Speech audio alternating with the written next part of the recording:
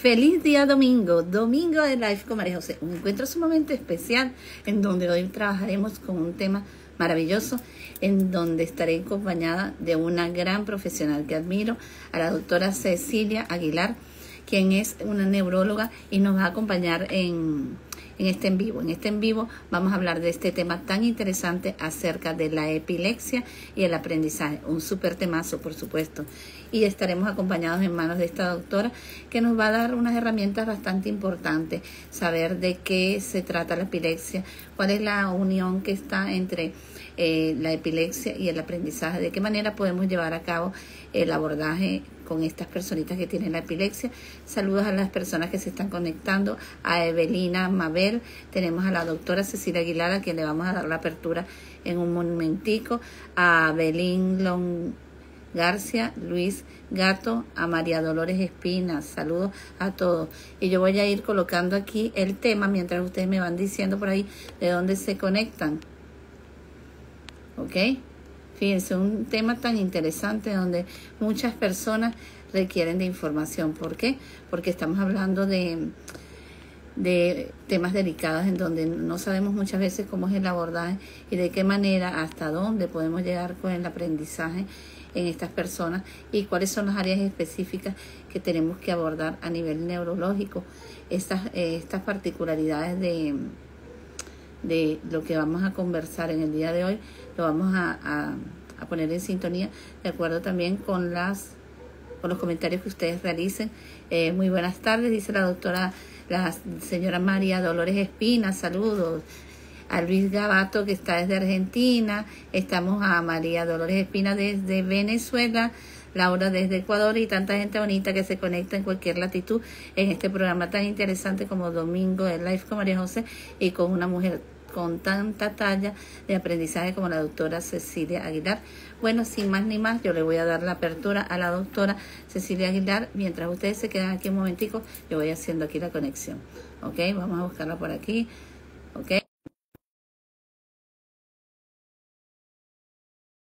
En unos momenticos, así que vamos a ver de qué manera vamos a dejar de compartir aquí y buscarla aquí nuevamente para hacerle la invitación, ¿ok? Hola, Hola, ¿cómo estás, Cecilia? ¿Cómo te encuentras en ¿qué el día tal? de hoy? Bien, bien, muy bien, muy bien. Acá estamos justo en época, en tarde todavía, en hora de Ecuador, 3 de la tarde. Muy bien, ya preparados para el live. Sí, algo importante que es, hoy vamos a trabajar con un tema tan interesante desde el punto de vista donde lo quieran ver. ¿Por qué? Porque estamos hablando de que aquí hay un trastorno general en la persona, en donde existen episodios en donde no puede controlarse él físicamente y estos impactos que sufre estas personas con epilepsia repercuten en el aprendizaje. Ahora, cuando yo hablo de este trastorno que dura tiempo de vida, durante su tiempo de vida, puede alterar también la parte emocional, también puede alterar la parte de la sensibilidad, la parte de los sentidos, porque estamos hablando de que el impacto ok, vamos a ver, el impacto, ¿me escuchas, Cecilia? Ok, creo que la conexión se quedó allí, vamos a ver, vamos a esperar aquí un momentico, pero sí, tenemos aquí a la doctora Cecilia Aguilar y vamos a volverla a invitar por aquí, y se cayó la conexión, pero todo es posible. Y bueno, como les estaba hablando, la epilepsia es un Ahí trastorno, ok, estamos. Ahí sí, porque volvimos. llegó un momento que se quedó parado, Sí, pero se ahora cortó. hay algo que a mí me llama mucho la atención, ¿qué podrías decirnos tú en el caso de cómo afecta la epilepsia en el individuo? Claro, influye mucho en primer lugar sobre qué tipo de epilepsia es, ¿está bien? Porque existen varios tipos de epilepsias. Hay epilepsias que empiezan muy pequeñitos en la infancia, antes del año, incluso bebés recién nacidos, pequeños. Y hay epilepsias que van apareciendo en etapas muy críticas en la vida, por ejemplo, en la adolescencia. Entonces, es muy diferente cómo afecta una epilepsia en un niño pequeño que todavía muchas áreas cerebrales no están formadas, donde todavía no hay un lenguaje instaurado, donde todavía no existe lectoescritura, en fin, si es que la epilepsia está en etapas muy tempranas, afecta mucho más que, por ejemplo, un adolescente que ya tiene una estructura cerebral bastante bien organizada. Entonces, influye mucho primero la edad de aparición. Otro tema importante es saber la frecuencia. No es lo mismo un evento que hayas tenido en la adolescencia aislado y que nunca más volviste a tener, aquel niño que tiene tres, cuatro epilepsias por día y que toma dos, tres medicamentos que llamamos epilepsias refractarias. Entonces, varía mucho el tipo de epilepsia para implicar todo este tema de aprendizaje, emoción, desarrollo. Ujú. Sí, y hay algo que también a mí me llama la atención, como tú lo mencionaste ahí, las edades y la característica de la epilepsia, porque, por ejemplo, una persona que, por supuesto, desde pequeño empieza a presentar estos episodios, puede sentir alguna cantidad de situaciones particulares en su vida, por lo menos si no tiene las crisis bien controladas, puede tener espasmos musculares o puede enfermarse constantemente, también puede tener problemas de ansiedad y de depresión. Ahora, en este caso, estas personas que tienen estos episodios que no están bien controlados, ¿cómo afecta en su desarrollo cognitivo y en el aprendizaje, tanto en los niños y en los adolescentes? Porque desde niño empieza a padecer estos trastornos. Sabes que esa es una pregunta bastante frecuente de los padres, ¿no? Porque siempre quieren saber qué tanto me va a afectar en la escuela, si se va a desarrollar intelectualmente normal, ¿no? ¿Sí? Influye mucho en dónde está ubicada la descarga epiléptica. En epilepsia es muy importante el estudio que es el gold estándar, que se llama electroencefalograma, que es el estudio de sueño que permite identificar qué tan intensa es la descarga epiléptica y dónde está ubicada. Es un mapa cerebral. Entonces, nos permite identificar dónde está. Entonces, no es lo mismo, por ejemplo, una epilepsia que está en el área frontal, que es esta parte de acá adelante, en donde es la convulsión clásica que vemos en las películas, donde la persona pierde el conocimiento, se sacude, pierde un poco la fuerza muscular y cae, que es la que se ve casi siempre o que la mayoría de las personas conocen, a otros tipos de epilepsia, por ejemplo, epilepsias que afecten el área occipital acá atrás, en donde, por ejemplo, te dan alucinaciones o pierdes la visión porque afectan las áreas del procesamiento visual. Entonces, influye mucho dónde está la descarga epiléptica y también si es que afecta o no compromete áreas que tienen que ver con el aprendizaje, que es justo lo que estamos hablando, ¿no? Por ejemplo, existen epilepsias que pueden afectar el lado izquierdo del cerebro, que es donde está el área de Wernicke, el área de Ujú. aprendizaje, las áreas temporales, que son las que tienen que ver con el lenguaje. Entonces, las epilepsias que tienen relación con esa área cerebral son las que más nos van a afectar en coeficiente intelectual y en desarrollo de aprendizaje. Exactamente, y uno de los detalles que también se ve en el caso de la epilepsia son las crisis que se pueden presentar en cada uno de estos individuos, porque por lo que tengo entendido existen dos tipos de crisis, en donde hay una que es parcial o más focalizada, en donde ella va directamente a la zona de la corteza cerebral, mientras que están las generalizadas que van desde el cerebro y provoca una pérdida de conocimiento porque ataca diferentes áreas. Ahora, desde mi punto de experiencia personal, ¿no? He trabajado con gente que tiene comorbilidades, por ejemplo, de autismo, con epilepsia y ese tipo de cosas, ¿no? Y yo me he dado cuenta que cuando existen estas crisis, por ejemplo, también dependiendo del tiempo que duró la crisis, también dependiendo de cuánto tiene la persona avanzado este tipo de epilepsias, ¿no? Existen Existe una descarga bien importante que después yo lo veo al pasar el tiempo, que estos individuos como que perdieran potencialidades y como que el cerebro volviera otra vez a empezar de cero. Por ejemplo, te voy a poner el caso, tengo un chico adulto que tiene autismo y tiene epilepsia y él sufre bastantes crisis, ¿no? ¿Qué ocurre? Él sabe armar un rompecabezas, pero cuando pasa esto, el proceso va por debajo. Es como si volviera a empezar a aprender a armar los rompecabezas. Pero también está los chicos que no tienen ninguna comorbilidad, sino que tienen epilepsia, que vemos que el rendimiento escolar baja específicamente. En el caso de estas dos crisis, la parcial y la generalizada, ¿cómo impactan totalmente en el aprendizaje?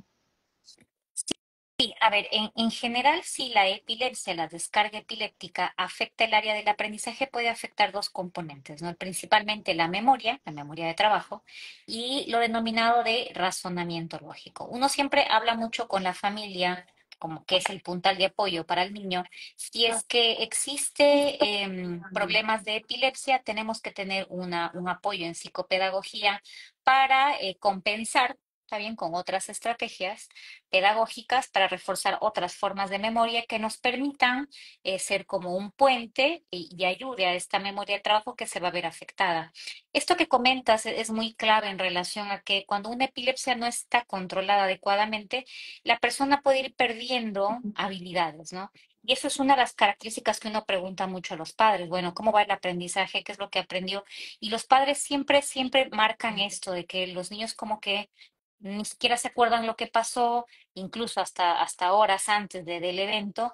Y también en el tema de fuerza, y eso se llama de hecho parálisis de TOD, cuando afecta un área que tiene que ver con fuerza muscular, el chico puede quedar incluso por horas, no es algo por suerte perenne, parálisis en el brazo, en la pierna, como imposibilidad para caminar, Mm.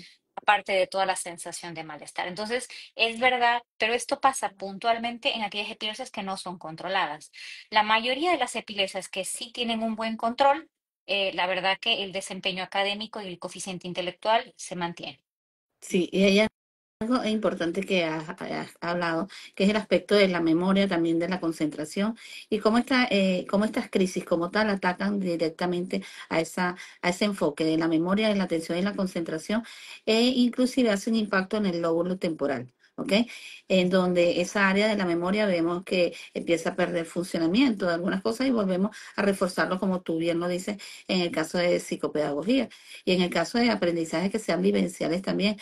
Por ejemplo, cuando hablamos de una población con epilepsia o con una comorbilidad también que trabaje en un centro ocupacional y de repente hay una función, un oficio que de repente como que tenemos que volver a enseñar o señalar una función porque existe esta fragilidad que tú estás manifestando. De repente a nivel de las manos hay una cierta dificultad o de repente en alguna de las partes motoras o de funcionamiento lo olvida. Ahora, ¿cómo influye, de qué manera influye estas crisis epilépticas en las funciones ejecutivas? Exacto, las epilepsias que afectan el área de aprendizaje, pues nos va a bajar tanto memoria como atención. Y eso también influye en la capacidad de planificación, en la capacidad que uno tiene para organizarse, por ejemplo, en una tarea, en una función, va a incidir, pero esto obviamente influye mucho más si la epilepsia es más severa, o sea, si es que hablamos de epilepsias que no son controladas o si el paciente no es muy fiel a la medicación o a los controles que amerita, ¿no? Porque, y eso me pasa en grupos clave, por ejemplo, cuando el paciente está entrando en adolescencia, son Ujú. etapas un poco de mayor control porque muchas veces ya los padres ya no ejercemos tanto control en medicación y cosas por el estilo y el adolescente se vuelve ya autónomo. Entonces, este control y este seguimiento tiene que ser un poco más cercano porque también es una etapa clave donde también aparecen Ujú. formas de epilepsia, cambian las epilepsias y pueden generarse pues más crisis, ¿no? Exacto. Fíjate que aquí tenemos una pregunta bien interesante, que es de Luis Bagato, que dice, tengo un hijo que tuvo 2 episodios, 1 año y a los 3 años, y luego no tuvo más episodios. Él también está diagnosticado con TDAH y tiene un retraso en el aprendizaje. ¿A qué se debe? Claro, en este caso, pues los eventos epilépticos fueron aislados, ¿no? No, al tener dos episodios con una diferencia de muchos años, pues no es algo que te incide marcadamente en el problema de aprendizaje. Por el contrario, el TDAH, como bien lo planteas, Ujú. el TDAH y los retrasos del lenguaje son los que más influyen en aprendizaje, porque el lenguaje es la base de atención y memoria, y el TDAH muchas veces también tiene complejidades en funciones ejecutivas, en este tema que hablamos de planificación, de organización, de anticipación, que es lo que va a incidir más que todo en el aprendizaje. Entonces, estos dos eventos aislados, pues realmente no creo que sea el más, no ejerce tanta fuerza como por ejemplo lo es un TDAH. Exacto, y hay un detalle también que en el trastorno de déficit de atención es algo que se nace con él y este va trayendo una connotación importante en las áreas de aprendizaje. Y entonces eso que has marcado es muy importante porque eso ocurre muchas veces en los niños, donde hay esos episodios que son así aislados, que pasan en el tiempo. Pero ahora te pregunto, por ejemplo, si pasara este episodio de muy pequeño y pasara a los 10 años, eso no tiene ninguna connotación en el aprendizaje. ¿Por qué se puede repetir un evento 2 veces, más o menos? ¿Por qué puede ocurrir esa incidencia? el cerebro tiene etapas clave de desarrollo, justo hablaba, ¿no? Que es la gran etapa de plasticidad cerebral, donde el grupo de redes neuronales se forman.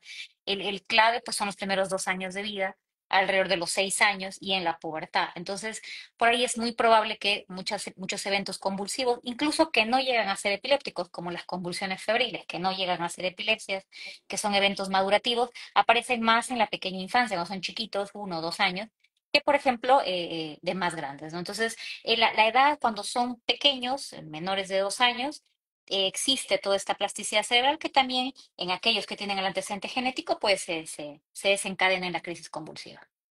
Ok, y ahora, por ejemplo, en el caso que nosotros vemos que hay unas crisis que se realizan o se llevan a cabo seguidamente, ¿no?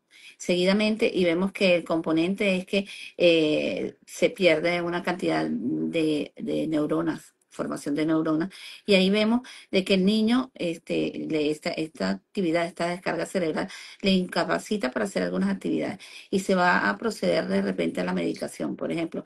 Yo hablo, hay muchas medicaciones, está el fenobarbital, está el clonazepam, hay muchos, ¿no? Ahora, en el caso de, por ejemplo, estos ataques epilépticos y que se utilice la medicación, ¿de qué manera nos puedes explicar cómo puede afectar también estos medicamentos en el aprendizaje? ¿También tienen una incidencia? Sí, a ver, yo siempre esto es algo que siempre me preguntan los papás sobre cómo va a afectar el medicamento en mi hijo, ¿no? Y siempre yo respondo de forma bastante concreta en que no hay que tenerle tanto miedo al medicamento, pero sí hay que tenerle miedo a la convulsión. O sea, una epilepsia no controlada te genera mucho más daño que una somnolencia que te podría generar al principio un medicamento antiepiléptico. Muchos medicamentos, los medicamentos para la epilepsia han ido cambiando a lo largo del tiempo, ¿no? Existen medicamentos más antiguos, que algunos los nombraste, como el fenobarbital, como el clonazepam, que son medicamentos que pues sí generaban muchísima somnolencia y que también podían generar algunos problemas en la parte de sedación, los tenían muy dormidos durante el día, Ujú. pero los medicamentos han ido cambiando a lo largo del tiempo y por suerte ya tenemos medicamentos que incluso solo necesitamos una toma para todo el día, que son los XR, Ok. o los medicamentos que, por ejemplo, ya no hacen tanto componente en el hígado porque hay, no sé, algún paciente que tiene obesidad, no sé, algún tema de hormonas o de su ovulación, en fin. Entonces, hay medicamentos que se utilizan o que han ido cambiando a lo largo del tiempo para generar menos efectos adversos. Pero esto, ¿cómo se lo escoge al medicamento? Principalmente con un buen diagnóstico, porque no es el mismo medicamento, por ejemplo, que yo aplico en un adolescente que está empezando su desarrollo, su menstruación, su pubertad, o que tiene un ovario poliquístico, o aquel niño que es muy delgado y que no tiene apetito, porque hay algunos medicamentos que podrían llegar a generar efectos adversos, ¿no? Que un poco de sueño que quitan el apetito, o al contrario, que me aumentan el apetito. Entonces, por ese lado, sí, todos los medicamentos tienen efectos adversos, pero más grave es mantenernos con eventos convulsivos. Entonces, entre lo uno y lo otro, pues lo ideal es ir a medicación, que la epilepsia, el tratamiento es antiepiléptico y es medicación. Sí, y hay algo que es importante es cómo se puede, cómo puede cada cierto tiempo, ok, vamos a ver, vamos a volver a buscar aquí a la doctora Cecilia, que se debe haber caído la conexión, vamos a volverla a invitar. Y fíjense la importancia de lo que ella nos ha manifestado, cómo es la incidencia de las convulsiones en este proceso. Ok, estamos nuevamente en vivo, ok. No sé qué. Hay un detallito que a mí me llama mucho la atención y los padres lo preguntan muchas veces. Y yo también siempre estoy como el ojo visor, ¿no? Cuando existen estos eventos, por lo general las personitas que lo tienen, uno nos dan como unos indicios, muchas veces o los vemos cansados o los vemos diferentes la cara y trae esta connotación de nosotros decir, bueno, puede haber una crisis por ahí andando, ¿no? ¿De qué manera podrías hablarnos de cada cierto tiempo es necesario observar esa medicación en el caso que lo lleve? Claro, en general los medicamentos se pueden medir en sangre. Una vez que uno instala un medicamento, Ujú. muchos de ellos si hacemos controles en sangre, que eso se llama dosaje, que es la medición del medicamento en sangre.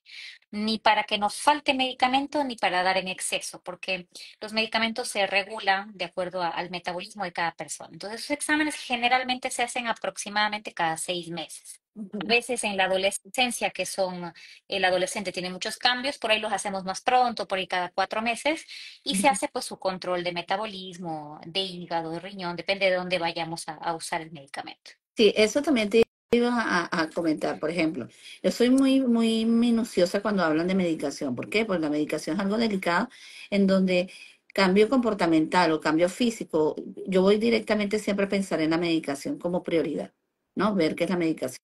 Ahora, en ese caso de observar que vemos que empiezan las mini crisis, empieza a presentarse muchos eventos epilépticos, es importante ir directamente a ver qué puede estar incidiendo en la medicación y ver cómo está físicamente la persona para poder determinar si es necesario aumentar o disminuir. Y, y también es importante el control. Yo siempre hablo de la rutina, ¿no? El adolescente tiene que dormir bien. Bueno, todos deberíamos dormir bien, ¿no? Pero el paciente epiléptico tiene que tener un sueño reparador, dormir 8 o 9 horas en un horario donde tengamos buena hormona de sueño, por ejemplo, 8 de la noche, ir a dormir. Son niños que tienen que hacer deporte porque el deporte es un excelente mecanismo para mejorar memoria, que se suele afectar en procesos de aprendizaje. El niño tiene que consumir alimentos sanos que sean ricos en omega, en flavonoides, que ayuden al cerebro. Y también en algunos casos, no siempre, hay formas de epilepsia que se denominan fotosensibles, que pueden incidir, por ejemplo, en videojuegos, pantallas, y esta sobreexposición puede incidir en que aumenten las crisis epilépticas, aunque tomemos medicación de forma adecuada.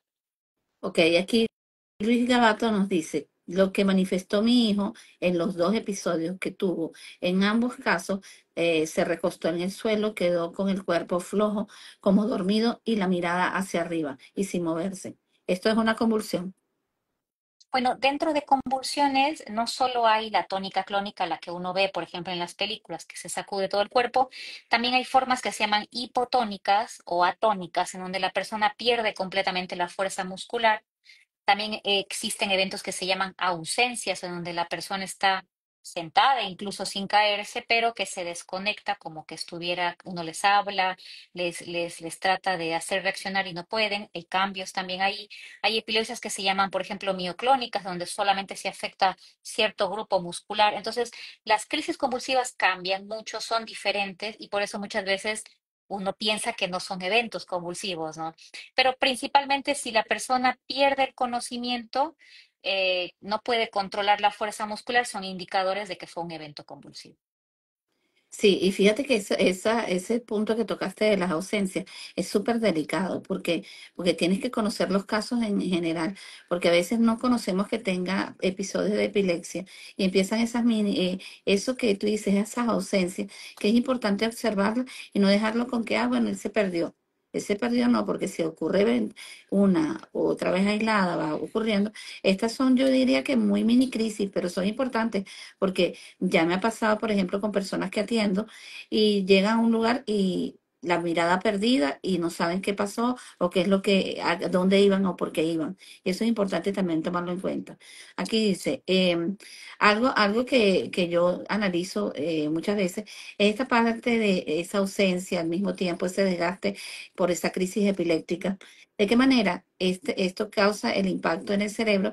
Y, por supuesto, las habilidades, como lo habíamos dicho, caen en descenso, ¿no? ¿De qué manera, qué estrategia podríamos nosotros utilizar para poder nosotros hacer fluir por decir, darle esa gimnasia cerebral para nosotros poder ver que esas redes neuronales se activen o que exista, por ejemplo, una vuelta otra vez a agarrar el conocimiento que él tenía? ¿De qué manera hay alguna terapia, algún mecanismo que se puede utilizar?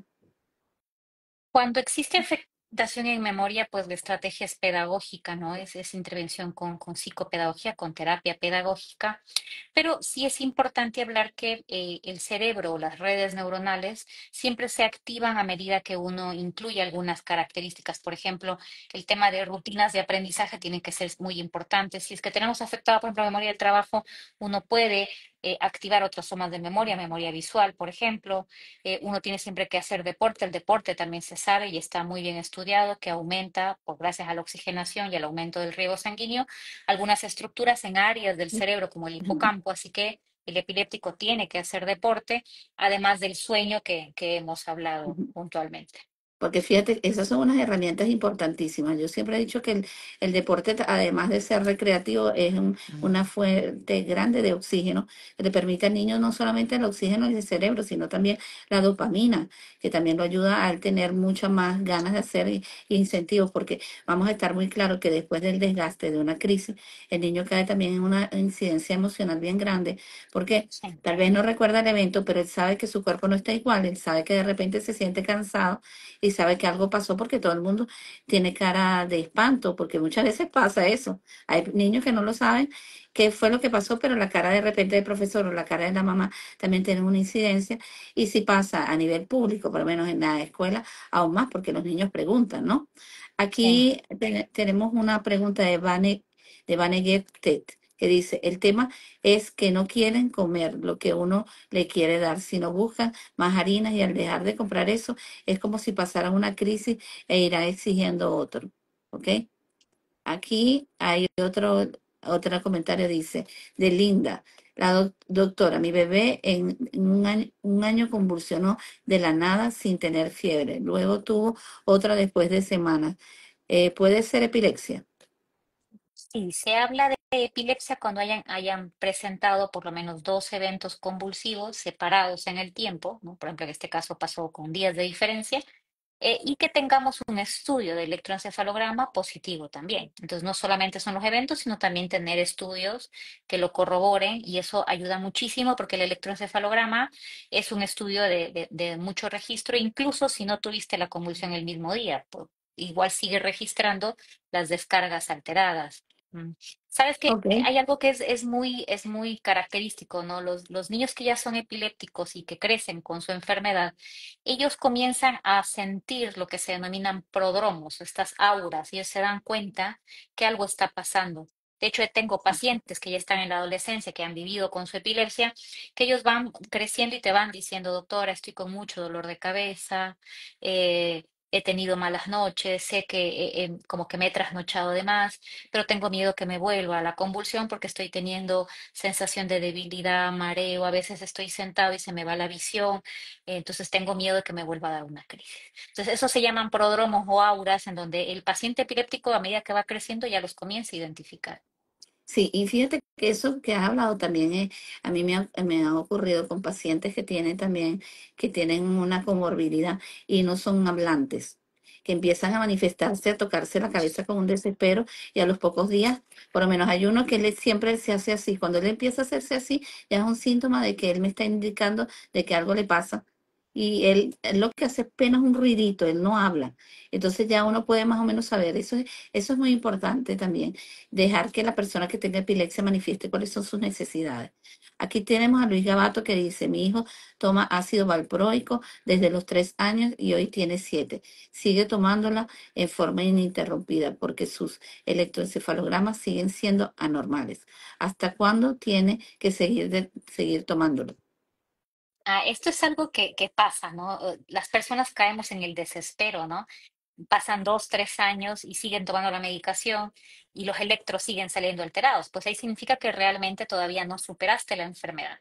¿Qué va a pasar o qué es lo que pasa si, por ejemplo, la familia o el paciente deja de tomar? Al tiempo va a volver a convulsionar. Entonces, ¿cuándo se aconseja suspender medicación? Cuando exista por lo menos un electroencefalograma normal y un año libre de epilepsia. Ahí uno habla de hacer el descenso de medicación. Pero si el electro sigue alterado, pues seguimos con medicación. Sí, aquí dice él mismo que tantos años seguidos tomando el ácido valproico no hace mal en el organismo del niño. Los medicamentos se controlan en sangre, que era lo que justo les comentaba, ¿no? Ujú. Existe, por ejemplo, hablando puntualmente del ácido valproico, el ácido valproico, si uno lo utiliza de forma inadecuada en dosis incorrectas, sí puede afectar un poco al área hepática, pero para eso se mide en sangre y uno nos permite hacer los cálculos adecuados. Y la otra, sí existen medicamentos que llamamos que son que quitan, que limpian sustancias. Ponle, con el ácido valproico utilizamos carnitina, que es una vitamina realmente que lo que hace es limpiar el amonio, que es una sustancia que se elimina por el medicamento y nos ayuda mucho para preservar la función del hígado. Entonces, estos detalles no hay que tenerle miedo, hay que hablarlo mucho con tu neurólogo para que se vayan implementando y se vaya cuidando y haciendo sus exámenes correspondientes. No hay que tenerle miedo al medicamento. Ok, y cuando por ejemplo, nosotros hablamos de un niño que ha sido medicado porque no ha tenido episodios de epilepsia, sino ha tenido como unos tantos tics. Muchas veces utilizan el ácido valproico en algunos casos, ¿no? En ese caso, el ácido valproico ayuda a que estos espasmos, estas crisis epilépticas también se alarguen o se extiendan. Em, a ver, el ácido valproico es un medicamento bastante antiguo que ha sido investigado también en el área de psiquiatría. Entonces, no solo se lo utiliza como antiepiléptico, Ok, eso es un detalle importante, se lo utiliza en psiquiatría como un regulador del estado de ánimo. Entonces, se lo puede utilizar para conducta, pero en otras dosis muy diferentes. Pero sí, es un excelente regulador y en muchas enfermedades psiquiátricas se lo usa, en conducta también se lo usa, en tics también existen algunos estudios. Entonces, se lo puede utilizar sin que el paciente sea epiléptico realmente. ¿Tá? ok. Hay otro tema, pero justo por la pregunta que vi ahí que nos planteaban, era sobre, no tuvo epilepsia, pero tuvo un desmayo. Hay epilepsias que se denominan, que están en un área, que es el área parietal, que es como en la parte central, en donde el paciente no hace la crisis que tú ves que se sacude, sino lo que pasa es que pierden la fuerza, eso se llama síncope, pierden la fuerza, caen Ujú. y da la impresión como que fuera un desmayo. Claro que es diferente porque pierde el conocimiento, cambia la cara, bueno, cambian las características, dolor de cabeza, bueno, un montón de cosas, pero parecen mucho los desmayos, pero son convulsiones y eso uno lo corrobora en electroencefalograma. Entonces, pero no es de que no ha convulsionado, no ha hecho una crisis de las sacudidas, pero sí son formas de epilepsia que te decía que son con pérdida de fuerza muscular. Sí, por ejemplo, aquí Vanessa Guedes, que nos dice, mi hijo toma el Valpro por epilepsia como desmayos, pero sin convulsión y por la agresividad. Y fíjate que muchas de las cosas que ella está manifestando que ocurren en su hijo son cosas que tú misma también lo has manifestado, que el Valpro como tal, no solamente tiene la connotación de ser un una sustancia de medicina que sea para la convulsión, sino puede ser utilizada para otras tendencias. Ahora, si nosotros hablamos de que por ejemplo, la integración del niño en la escuela y el engranaje también de la familia, es importante también que los docentes estén formados en el caso de la epilepsia. ¿Cuáles son los factores que pueden tomar como consideración? Por ejemplo, ya que estamos hablando de aprendizaje y de la epilepsia como tal, cómo los docentes pueden orientarse en cuanto a cómo es el episodio, cómo podemos ver las claves del episodio, qué tenemos que hacer ante el episodio. Eso es algo que yo siempre hablo cuando estoy en conferencias a centros docentes, ¿no? Los docentes tienen que estar capacitados en dar el primer auxilio al niño en primer lugar, porque si tienes una crisis, por ejemplo, tónica clónica, que se sacuden, que pierden el conocimiento, puede tener peligro su vida. Entonces ahí hay que tratar de poner todo el cuerpito de costado, que el niño respire, permitir una buena oxigenación, cuidar que no se golpee y tener la ayuda necesaria, ¿no? Eso en el ámbito de emergencia, Ok. ¿no? Pero de ahí existe también, por ejemplo, las estrategias de apoyo pedagógico dentro del aula. Si sabes que tu niño está teniendo problemas de lenguaje, asociado también a la epilepsia, que es uno de los factores que también se pueden generar mayor incidencia de retrasos del lenguaje, pues esto hay que hablarlo con la familia para que tengamos apoyo con terapia de lenguaje, apoyo pedagógico, implementar dentro del aula, por ejemplo, estrategias visuales, que el niño por ahí muchas veces te dé una lección oral o que se vayan aprendiendo pautas de desarrollo diferente que el resto de la clase, ¿no? Adaptación dentro del aula. Ujú. Sí, muy importante ese aspecto que has manifestado, el de la adaptación en la inclusión de estas personas. ¿Por qué? Porque debe existir también un equipo en donde si la crisis sale de los límites, es más elevada también actuar, ¿no? Hay algo importante que también es, tenemos que darnos cuenta que esta descarga neurológica trae una incidencia en su repertorio de conducta, en su repertorio de aprendizaje y por supuesto tenemos como que volver a empezar un poco a regular esta incidencia porque hay un desgaste, definitivamente. Y tenemos que darnos cuenta que al niño no se le pueden botar también tanto exceso de cortisol porque puede generar otra crisis. Eso también es importante en la epilepsia, ¿no? Ahora, saludos a las personas que se han conectado, a Gisela, a Soneto. Y aquí hay una pregunta también de Vanet que dice, mi hijo ha engordado demasiado con el ácido valproico y la arripiprol. Está hinchado. Me imagino que ella quiere saber si eso es normal. Sí, ambos medicamentos, tanto el aripiprazol como el ácido valproico, pueden aumentar el apetito. Generalmente cuando hay procesos de obesidad o sobrepeso muy importante, no es la primera opción, está bien, pero claro, eso se lo ve en el contexto de la historia clínica y de muchas cosas, ¿no? Pero sí, ambos aumentan el apetito. Recuerda que de los dos medicamentos, el ácido valproico es el antiepiléptico, el bripazol no es antiepiléptico, es un medicamento más para el control de agresividad y conducta. Generalmente cuando uno plantea un medicamento para el tema de conducta, pues uno plantea cierto tiempo al medicamento. No es como el ácido valproico, que es un antiepiléptico, que eso depende de la evolución de la epilepsia. En general, el tema conductual, pues si uno apoya con psicoterapia, es muy probable que en unos meses tu mismo médico te lo vaya quitando. Pero ambos sí pueden generar aumento de peso. Yo siempre hablo con los padres cuando existe eso, uno siempre los anticipa de que muchas conductas alimentarias tienen que variar en casa, que tiene que haber aumento de consumo de proteína, bajar un poco el carbohidrato, aumentar el deporte, como estrategias para ir regulando este tema de peso. Sí, porque fíjate que ese es un aspecto que causa mucha confusión, sobre todo con el ácido valproico, que vemos que los niños a veces no son gordos, pero quedan con una fuerza, que se ven niños bastante fuertes, y esto causa una incidencia en los padres de que sienten que el niño no está bien, no se siente bien.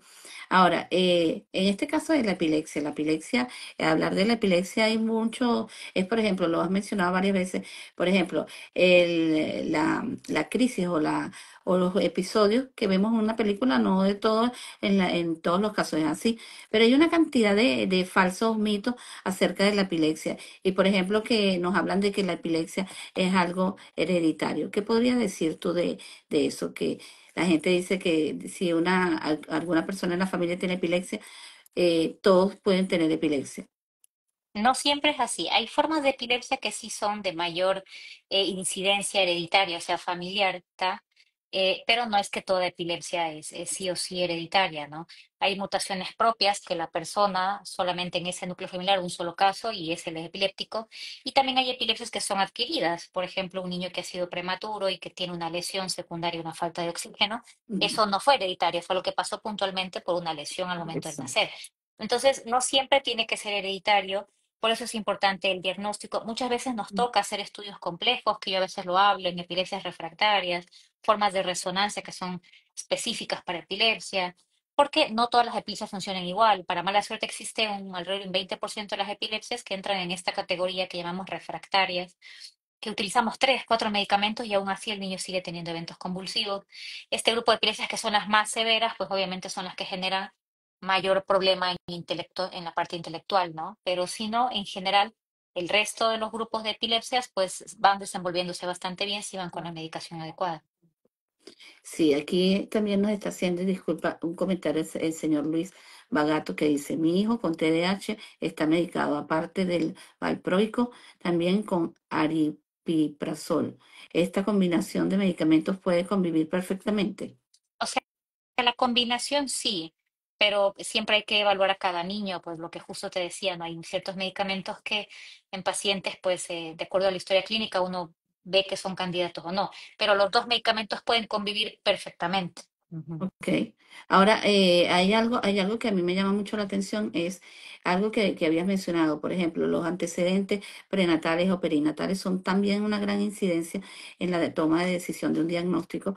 Por tanto, siempre es importante, y esto le hago mención, sobre todo a las personas que están aquí conectadas, de que es importante nosotros al iniciar una terapia o vamos a buscar el indicativo de por qué se presentan algunos comportamientos físicos de mi hijo, dar todas las cosas más resaltantes de esa formación de ese feto, porque ahí nosotros vamos a determinar muchas cosas. Por ejemplo, cuando tú hablabas, por ejemplo, vamos a llamar la parte ya postnatal, que el niño nace y nace con una anoxia, esto trae una gran incidencia en episodios que puede tener epilepsia. También hablamos de un cordón umbilical que puede estar enrollado en el cuello, también trae una connotación. O factores en donde hay caídas, hay golpes en el cerebro del bebé y también trae incidencia. Entonces, todos estos detalles es importante nosotros tomarlo en consideración. Ahora, la señora Vanessa Gettet, que dice, yo tuve epilepsia simple por un accidente de auto y con medicina se me fue hace 6 años. No tengo convulsiones que llegaban hasta 30, que duraban hasta 30 minutos y pérdida de esfínteres. Pregunto, ¿es hereditaria la epilepsia? ¿Ok? Estamos aquí entonces más que todo con el mito que habíamos hablado, si es la epilepsia, porque fíjate que aquí ella nos habla de que hay un episodio que es un accidente, es decir, no Sí. viene de una generación a otra generación. Ahora, se habla de que los videojuegos afectan a las personas con epilepsia porque pueden desencadenar crisis. Ese es otro mito. ¿Qué nos puedes decir de ese mito? Existe una forma de epilepsia que es la epilepsia fotosensible. En las epilepsias fotosensibles sí, son epilepsias que se podrían desencadenar con más que todo videojuegos que son con estos flash que generan. Eso sí te podría generar, pero es un tipo de epilepsia de los demás de diferentes clasificaciones, ¿no? Entonces, sino que se generalizó mucho y se puso muy de moda después de esta serie japonesa, que cuando hubo al mismo tiempo, eso fue en Japón en 1987, si no me equivoco, en donde hicieron un estreno de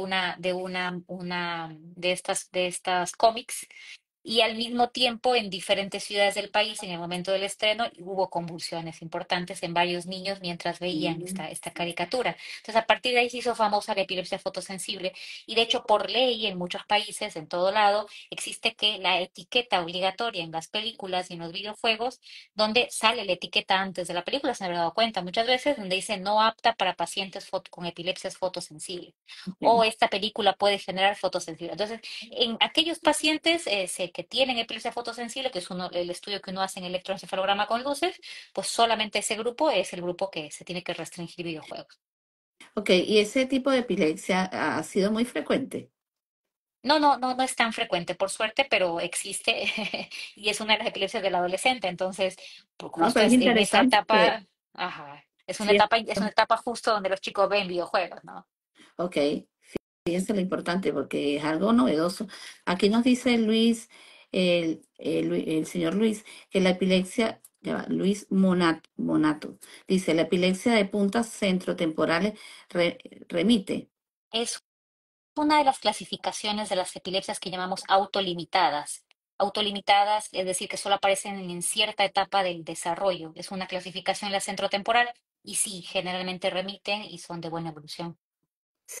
Sí, aquí hay otra pregunta que es de la señora Evelina Mabel. ¿El tiempo que dura una epilepsia local tiene que ver con la pérdida de neuronas o daño cerebral? Y la epilepsia focal es todo un grupo aparte, ¿no? Porque existen epilepsias focales que son relacionadas con una lesión, es decir, un área cerebral que no se desarrolló adecuadamente. Esas epilepsias focales, pues generalmente se tienen que estudiar. Estudiar me refiero a que tiene que ser una resonancia, explicar bien por qué es focal, investigar el área cerebral, ¿no? Porque estas epilepsias focales, si están asociadas a una lesión, Mm. generalmente nos acompañan toda la vida. Ok, y hay una cosa que, por ejemplo, en el caso mío yo quisiera preguntar, ¿no? Que, por ejemplo, el tiempo de duración de una epilepsia, por supuesto, yo sé que agrava, trae un daño cerebral bastante importante, ¿no? Si nosotros hablamos de un lapso de 5 minutos, ¿el daño cerebral es muy amplio o cuál es, qué tenemos que tomar como crítico, qué perfil de tiempo?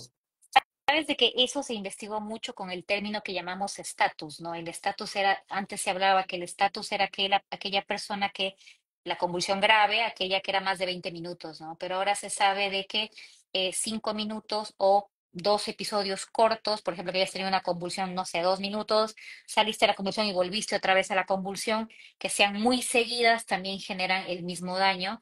Por lo tanto, que una convulsión durante 5 minutos te puede generar daño y peligro de vida, porque una convulsión prolongada sí te puede afectar, ya que el cerebro es el que controla todo, desde la función respiratoria. Entonces, sí, una convulsión más allá de los 5 minutos te puede generar un daño muy severo, incluso comprometer la vida, ¿no? Si no estás con el apoyo adecuado. Sí, y hay algo también que es lo que son los sentidos. Por ejemplo, tenemos lo que es el gusto, el olfato, y muchas veces por decir, cuando hay alguna dificultad a nivel respiratorio, también es muy importante subsanar estos detalles porque inciden entre la respiración y lo que puede llegar a nivel neuronal también la respiración, ¿no? Y por eso siempre uno tiene, bueno, en el caso que yo trabajo con niños todo el tiempo, uno siempre habla con los padres sobre cuáles son las medidas de apoyo que uno tiene que tener, cómo se tiene que posicionar al niño, cómo es la vía respiratoria, qué es lo que se Ujú. hace, qué es lo que no se hace, para que puedan asistir correctamente al niño, ¿no?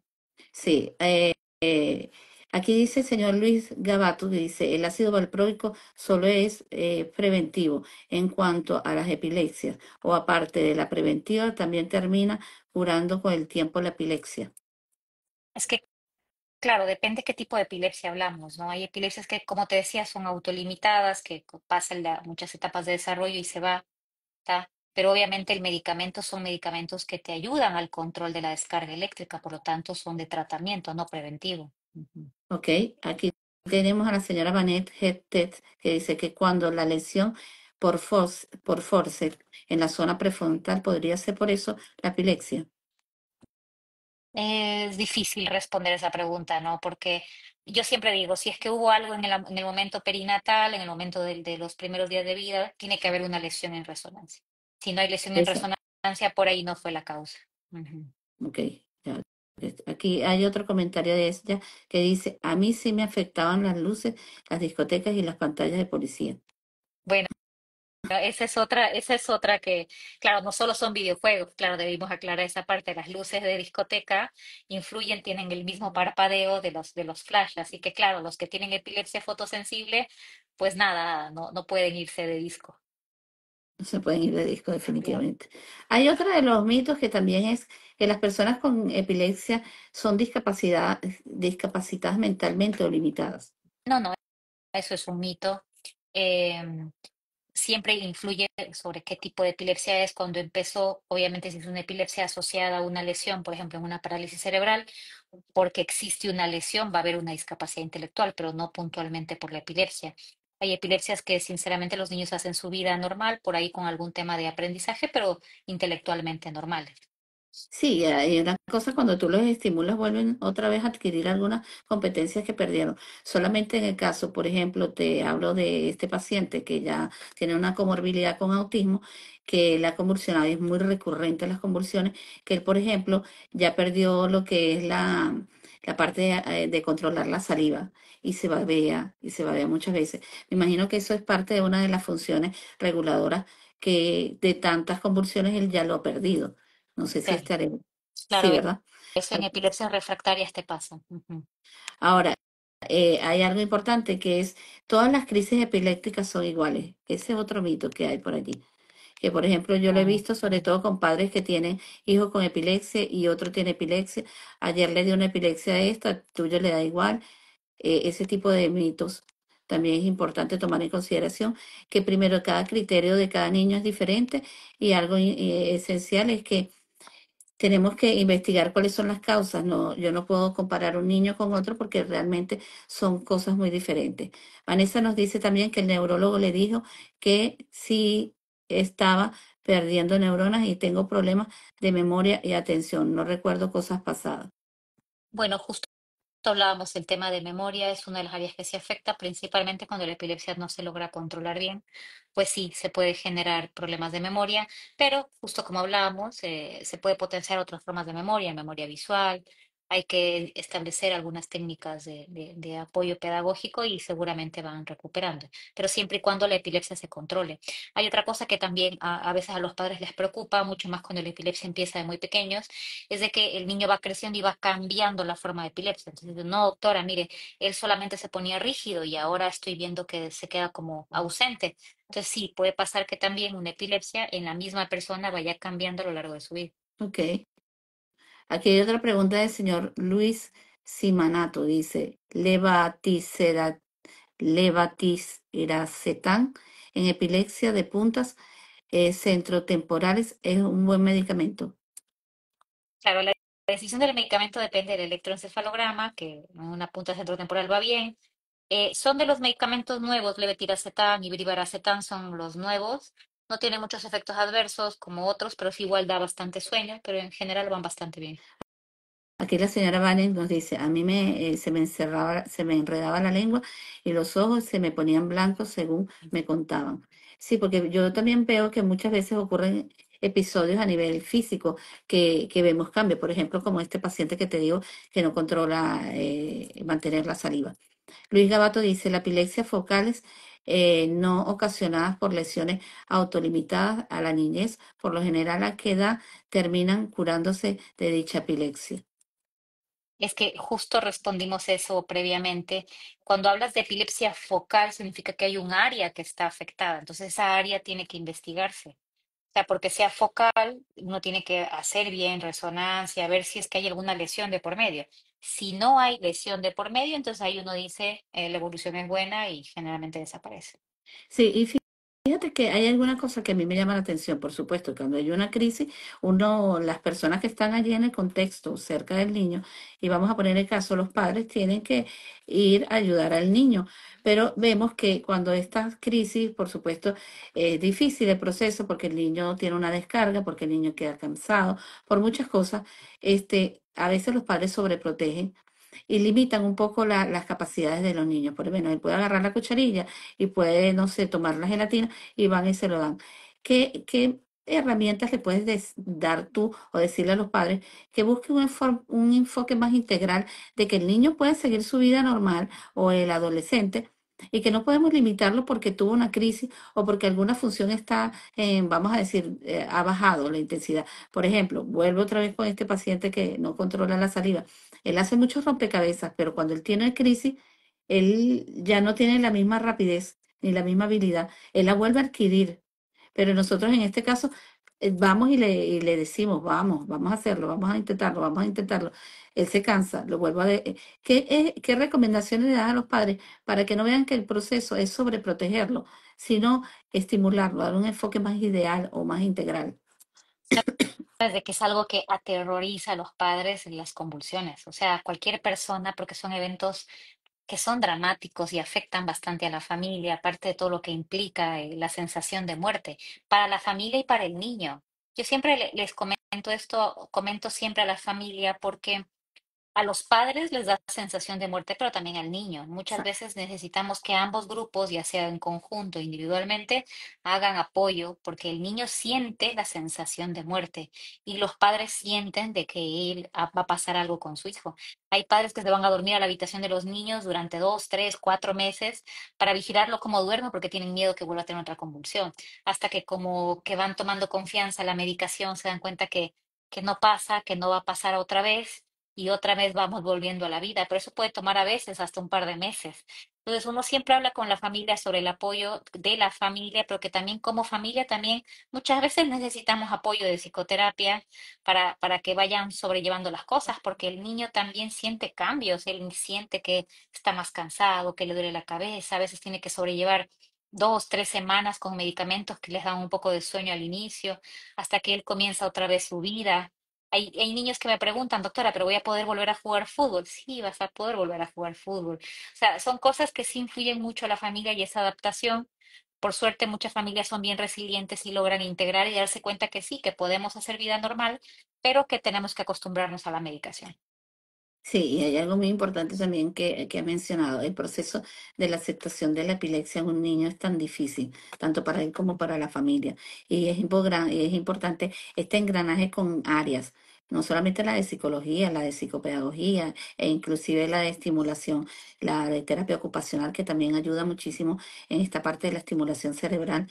Y yo quería hacerte una pregunta acerca de algo que me escribían en el privado acerca de este live.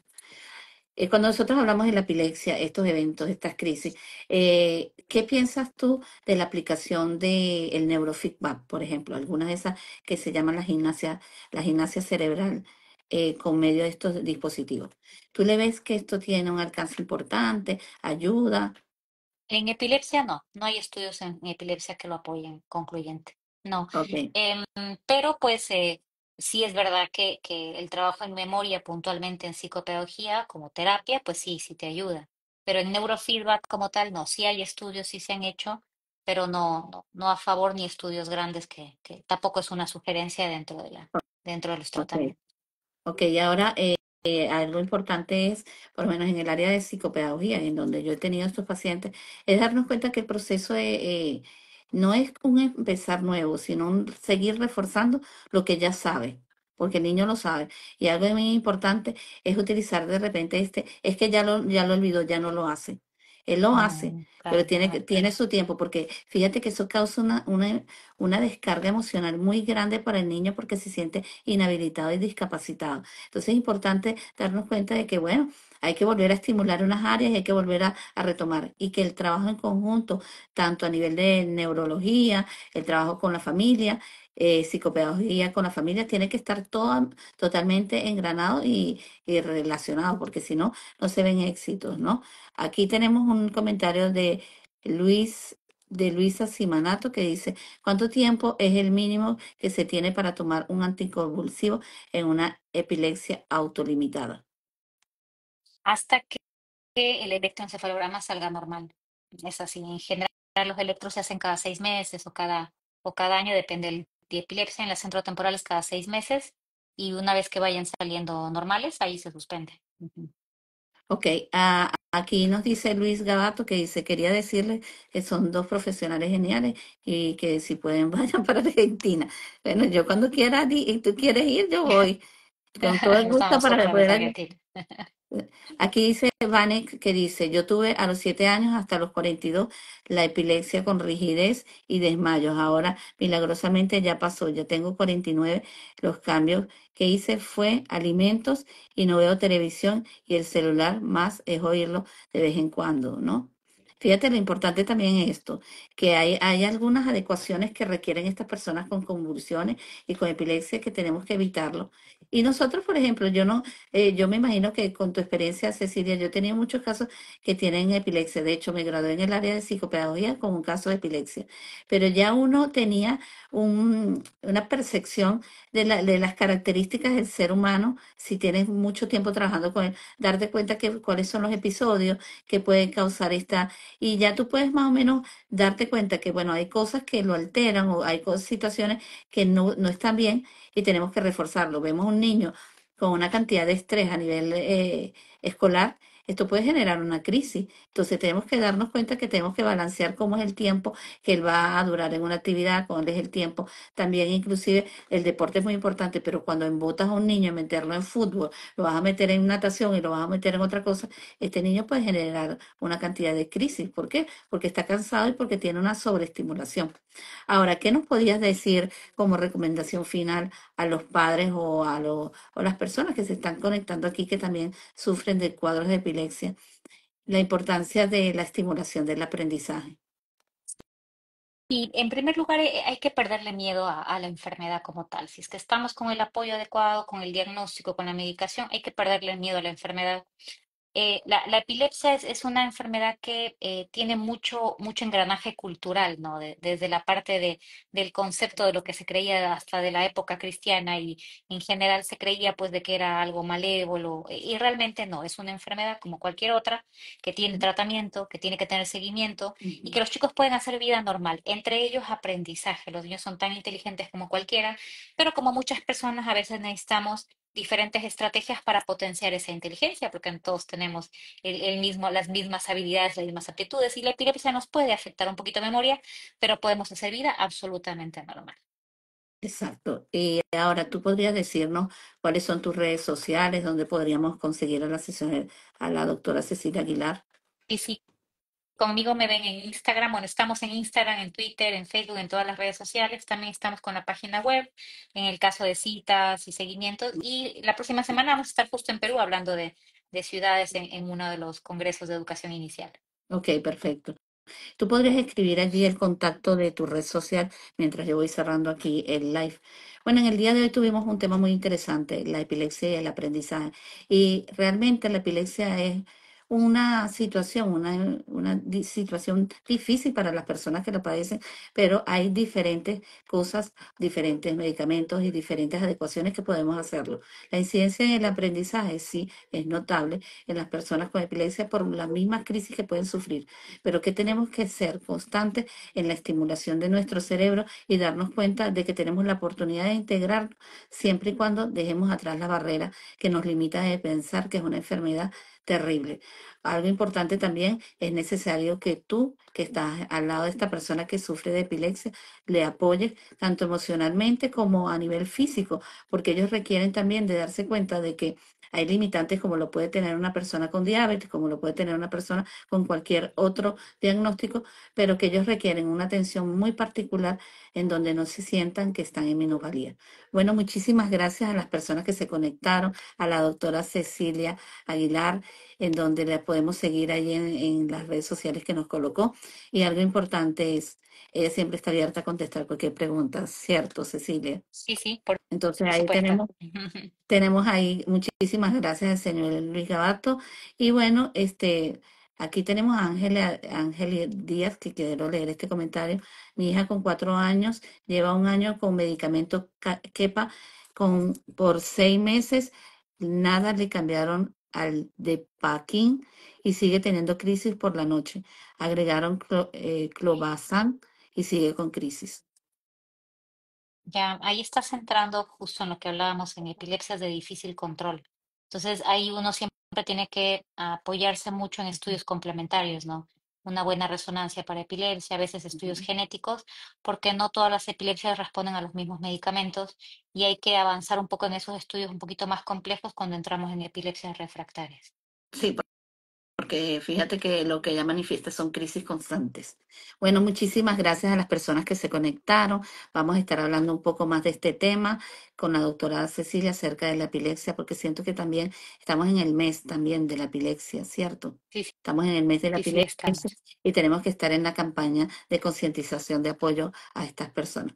Bueno, muchísimas gracias Cecilia Aguilar por hacer presencia y por dejar tanto legado y sobre todo a las personas que se manifestaron aquí con estos comentarios.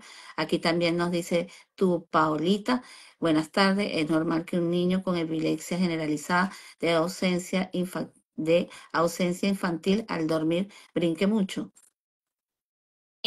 Cuando uno duerme hay algo que se denominan mioclonías. Las mioclonías del sueño son frecuentes, pero no llegan a ser convulsiones. O sea, cuando hay una convulsión, siempre recordemos, la convulsión genera cambios, genera malestar, daño, el niño se despierta, duele, hay cambios físicos, pero en el sueño, pues las mioclonías son muy frecuentes y no llegan a ser convulsiones. Ujú. Ok, muy importante. Bueno, gente bonita, muchísimas gracias por conectarse, muchísimas gracias Cecilia y nos vemos para otro domingo de Live con María Un José. Muchísimas gusto. gracias. Chao. Chao.